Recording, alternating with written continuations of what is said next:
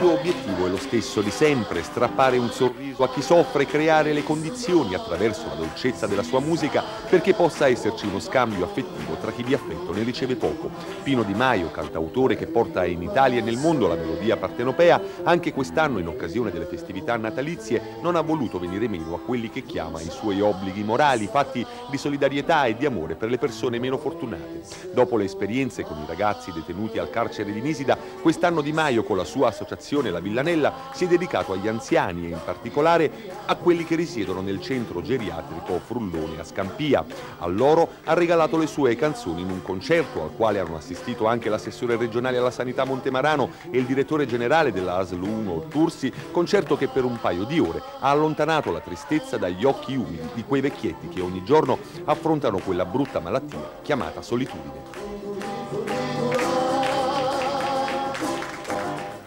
Classica e compositore, ha voluto dedicare agli ospiti della struttura napoletana un breve recital di nuovi e soprattutto vecchi brani della tradizione musicale partenopea. Particolare l'occasione: in questi giorni Giuseppina Angiolillo, ospite dal 1910 dell'istituto, ha compiuto 101 anni, una vita nella quale la cecità non le ha impedito di raggiungere traguardi importanti. Insegnante alle elementari, pianista nonché maestra per tantissimi dei bambini non vedenti che dal 1928 hanno frequentato le scuole al Martuscelli. Una personalità forte che ha ispirato lo stesso Pino De Maio nella scrittura di un brano, La mia identità, dedicato, spiega l'autore, proprio all'universo delle persone non vedenti. La canzone verrà presentata al Premio Recanati, una delle manifestazioni più interessanti nel panorama nazionale della canzone d'autore. L'incontro tra gli ospiti del Martuscelli e Pino De Maio conclude il ciclo di iniziative speciali previste per il periodo natalizio.